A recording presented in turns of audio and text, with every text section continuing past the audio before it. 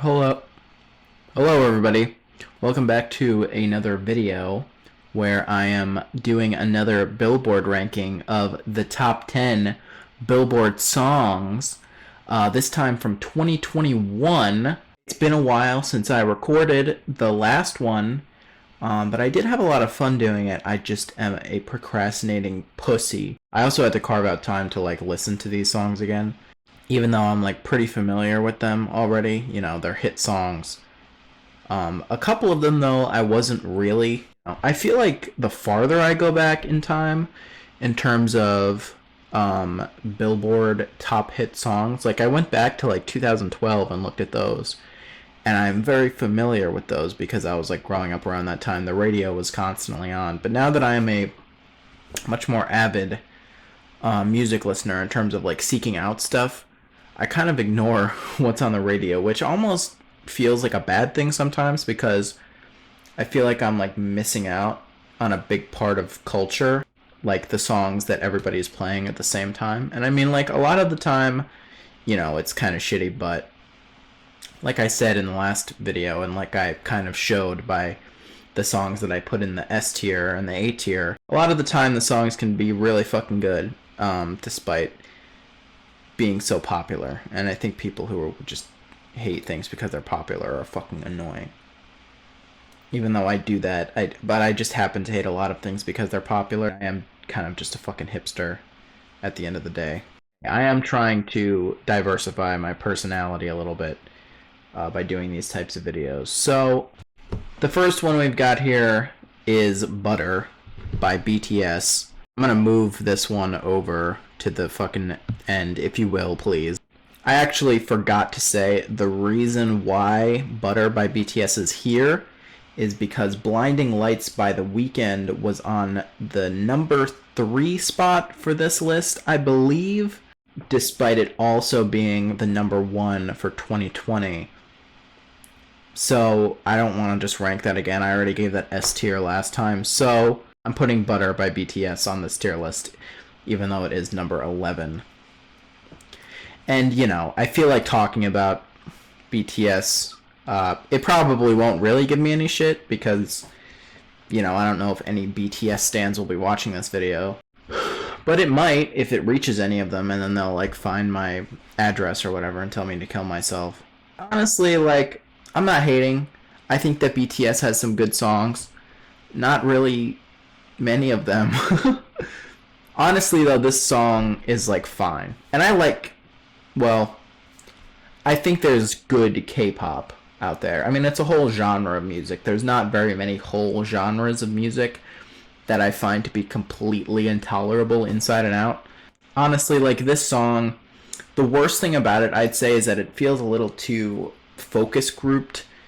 It feels like the most likable, I guess, it feels like a pop song made by an AI a little bit, There's not a whole lot of personality to it.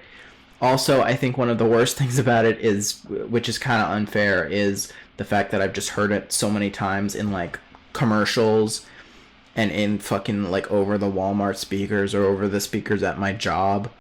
And also, K-pop fandom is pretty annoying in general on Twitter. I don't know. I don't want to piss anybody off. It's fine if you like it, but I'm going to go ahead and be a hater and put it in C tier, which is honestly probably generous for somebody like me. I feel like most fucking hipsters like me would probably put this in F tier or D tier or something. I don't think it's even a bad song. I think the vocalists have a lot of charisma. The rap verses are pretty cringy. I don't think I don't know the names of them, each member of BTS and who is singing or rapping at what part. I do feel like a lot of BTS songs would be a bit better without the rap verses in them because I feel like a lot of them have them and it doesn't really feel necessary. Next track is one by Justin Bieber titled Peaches. It's featuring Daniel Caesar and Giveon, I think is how you say his name. Now, I could hate on Justin Bieber a lot. A lot. A lot. Okay? A lot. I could wake up Eat breakfast, hate on Justin Bieber. Eat lunch, hate on Justin Bieber. Eat dinner, probably take a break. I'll probably be pretty tired by then. I'll have to go to bed. But then maybe while I'm dreaming, I'll hate on Justin Bieber. However, though, I do think this song is okay. Again, it is a little overplayed. I do think the hook also lends itself to repetition of the song being even more like annoying. I got my peaches out in Georgia. Oh yeah, shit. It gets kind of annoying really quickly on repeated listens. However, I do kind of like the hook anyways, and also Daniel Caesar and Giveon, especially Daniel Caesar, are two great vocalists. I love Daniel Caesar's voice. His recent album is like pretty good. You should go listen to that if you haven't. And Justin Bieber doesn't deliver a bad vocal performance either. I mean, he's a competent singer in general. He should be, especially with how long he's been in the industry. But a lot of the time, he'll deliver like a really fucking lazy vocal performance on a song, which I don't understand. This whole album cycle in general was pretty obnoxious, but I do think this song is pretty good. I'd give this a solid B. I'd give this a solid B. Deserves no more, nor any less praise than I've given it. This next track is a huge highlight of this year, that being Montero, parenthesis, Call Me By Your Name by Lil Nas X. So Lil Nas X is definitely on a previous Billboard top 10. That would probably be 2019 for the song Old Town Road. I think he had the number 1 that year. Well, he would, because he had like the number 1 longest running song of all time, which I don't know like if a specific one would count, because it did count like Old Town Road itself as being that song, despite, you know, all like the remixes and stuff kind of propelling it to that height. That I'll talk about that song maybe another time if I go back, but it did kind of give off a one-hit wonder vibe. You know, it was very much kind of a novelty. Lil Nas X didn't seem like he had that much more in him, but me and a lot of other people who thought that were very much proven wrong by this Industry Baby and the whole album cycle that came from it. Because damn, this was a good album, but damn, even more were those some good singles. And Industry Baby isn't on here, and that song is great too, but Montero is definitely my favorite out of the two. I love the Latin influence on it. It's just super fucking catchy. I know like all of the words to the song, and it's just because I've listened to it more than probably all of the other songs that are on here. It's gay as fuck, which I love. And me listening to it more than any other song on here is not actually that easy, because there are quite a few songs on here, notably the Doja Cat one and the Silk Sonic one, that I have bumped quite a lot. I did also kind of love the culture war this started, even though that's kind of a weird thing to say. I did like seeing all of the homophobes get fucking owned by the music video and Lil Nas's subsequent responses to all of that. So honestly, like, I don't know. I feel like in terms of it being an amazing song and also just the cultural moment it created, I would probably give this an S tier. For the next track, we have Driver's License by Olivia Rodrigo. And I do want to say, I do think Olivia Rodrigo hatred is corny. I feel like anytime, like, some very, like, teenage girl centered thing kind of comes out, people tend to hate on it a lot. And it becomes embarrassing for anybody to like it, really. I think it's kind of the same thing with BTS. However, I don't think this song in particular, Driver's License, if I didn't say it already, I don't think this song in particular is the strongest out of the two singles, and definitely not the strongest that Olivia Rodrigo has released. It's very boring to me. Olivia Rodrigo does give a very impassioned vocal performance on the song, and there are parts of it that sort of, you know, tug at my little heartstrings. It just doesn't feel like it has enough passion or intrigue or drama that I care about that much to engage me, unfortunately. I'm not an Olivia Rodrigo doubter in general. I mean, I don't think Sour was like the best album of all time, but I do think it's a very impressive album. Even though she is kind of an industry plant, I do still think even the parts that she undoubtedly had a say in and worked on herself, she did a very good job on. And I could see her releasing much better music in the future.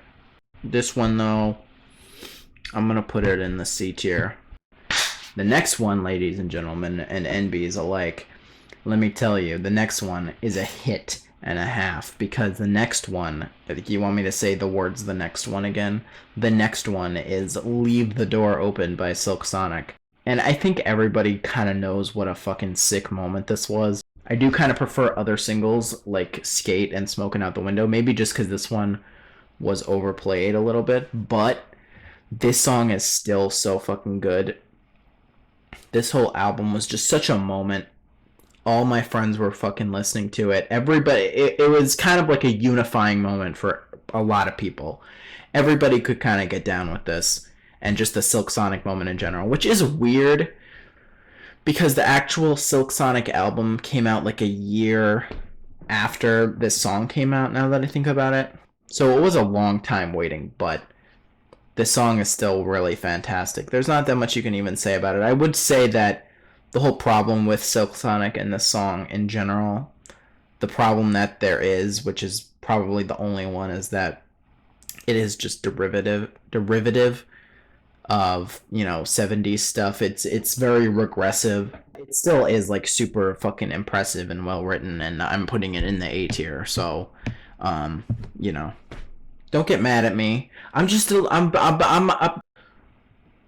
when you're being mean to me, this is literally who you're being mean to. Okay, damn, dude. I'm still waiting for there to be a miss here, but the next one is Kiss Me More by Doja Cat featuring SZA, and that's a hit if I've ever heard one. Like, seriously, like, I'm not a huge Doja Cat fan, I am a huge SZA fan, but damn, dude, both of them fucking go off on this one. It's just so fucking, like, sensual and catchy and sexy. It's just like a perfect pop song. Like, it's not like Butter, like I said before. It's not like so clean and shiny that it just feels lifeless.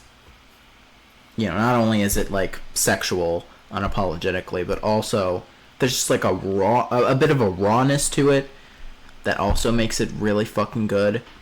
To the vocal performances that Doja Cat and especially SZA give on the song. I'm kind of feeling an S on this one too. I definitely have listened to this one the second most, probably, in comparison. This year kind of did blow me away because it did have the most amount of songs that I listened to that were on this chart this year that I just like listened to on repeat over and over and over again. So I know them very well. But next is the Olivia Rodrigo song, the second Olivia Rodrigo song to be on this list, Good For You, which I do like this song more than Driver's License. I am kind of struggling with it though. Where Driver's License did kind of lack energy but have some like vocal intrigue, just not enough. This song kind of lacks very much lyrical intrigue. That's what I meant to say, lyrical intrigue. But has more energy to it. It definitely has more of that like pop punk, pop rock kind of thing that Olivia goes for in general on her album. I do think it's a lot more effective on a song like Brutal rather than this song.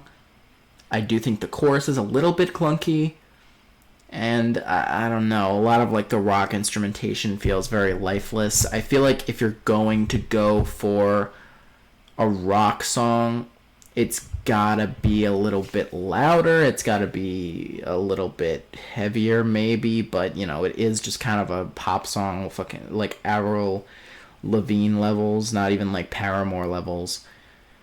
Because Paramore would be kind of like the perfect version of this, something like a Misery Business or Ain't It Fun or something like that, where it is like obviously trying to be much more of a pop song than, you know, a rock rager, but it still has like that rock energy to it that just makes it super charismatic and super likable. I don't know. I do think parts of the song kind of reach that point, but I do kind of feel like a C tier on this one too. Next is Mood by 24K Golden and Ian Dior. Yeah, this song is probably the song I knew least about before going into this. Even this song, like, while it is probably the worst song on this list, maybe, it is probably the worst song on this list, maybe just by me not knowing it the most. And honestly, like, I don't remember hearing this very much. I don't know. It is still, like, very catchy. I understand why people like it. The verses are so, like, cringy and bad. The chorus does go off a little bit. I don't mind the beat. I don't know, though. It is just, like, the very, like, the pop rappiest of pop rap songs, where, like, the rapping is just there for, like, a tiny little bit of flavor that it doesn't really add. Like, it does kind of suck that the rapping on the song is basically, like, BTS tier. Listening to those two songs very close in proximity to one another in preparation for this. But it's still not, like, that bad. I'd probably put it in, like, C tier. That is kind of the thing about TikTok, because a lot of these songs were very popular on TikTok, and I think that did add a little bit in terms of just memorability, because I think for a good, like, TikTok trend, you have to have, like, some kind of memorable moment that people can, like, you know, do a little dance to, and all power to those people. I will make fun of that forever, the, like, little TikTok dances, but I will never fucking be able to do it, so I'm the one who is a loser in that situation, to be clear. So, the next song is Save Your Tears by The Weeknd.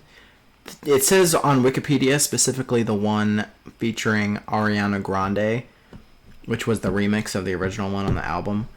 It was even, like, confusing to me when this was on the radio, why it was so fucking popular. It was kind of like the sleeper hit off the album, because this is 2021. This is a year after the original album came out. So it kind of got, like, re-popularized again, and so did Blinding Lights, obviously. It was still a huge hit on the radio, and like I said, it made number 3 again this year. But Blinding Lights is obviously a super hit, and it's a great song, like I said last time. And I mean, so is this. It's a super hit, but I don't think it's a great song.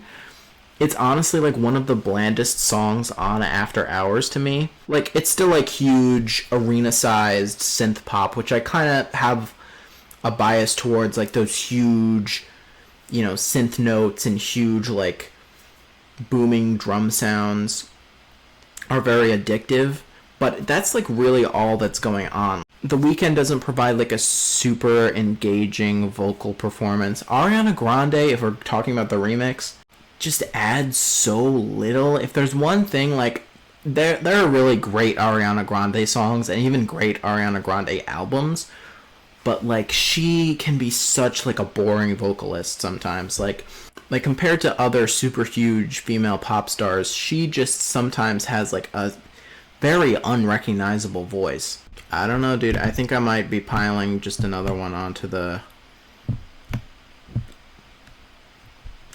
C tier, you know? I do this because, like, the worst songs here still have, like, very likable qualities to them. They're just, like, a little bit too bland, or a little bit too kind of offset by the poorer qualities of it. And the final song that we're going to talk about is Levitating by Dua Lipa. I think I said this last time, but I am a huge fan of Dua Lipa's last album, Future Nostalgia. I think it's great. It has fucking a ton of bops on it, including this one, including Don't Start Now, obviously, Break My Heart, like most of the songs on the album. So it makes sense that she has so many songs like this. that are huge off this album. However, first of all, it's no Don't Start Now, and second of all, the DaBaby feature really does kind of make it worse. Like, again, it says specifically the DaBaby version, and he takes away from the song like a lot. I prefer the original version, and if we're talking about that, it's kind of like between A and B for me. I'd probably put it in A, but I don't know. The fact that it's the DaBaby version kind of does inch it down to T, not okay, not that bad. It does inch it down to B, unfortunately. So just put it up there. But overall, like, this is a very good year. Like, I would not expect to be 2 episodes into this have no Fs, because there wasn't any Fs last time either. It's possible once I go to the 2022 one that'll be worse. I haven't actually looked at it yet. Probably by the time this episode is released, I'll have looked at it, because it might be like a month after I finished recording it. But anyways, I'm glad to have finished recording it. If you guys have any suggestions for anything for me to talk about, I do have some ideas in the backlog. Just anything, really. I mean, I guess maybe specifically relating to music, but I don't know. I have some album reviews that I'm thinking of doing. Some other stuff not even relating to music that I want to talk about. Yeah, just talk about how much you hate my opinions in this tier list. Talk about how much you want to kill me. Find my address. Don't dox me though. Just keep that in your head. And yeah. Have a good evening.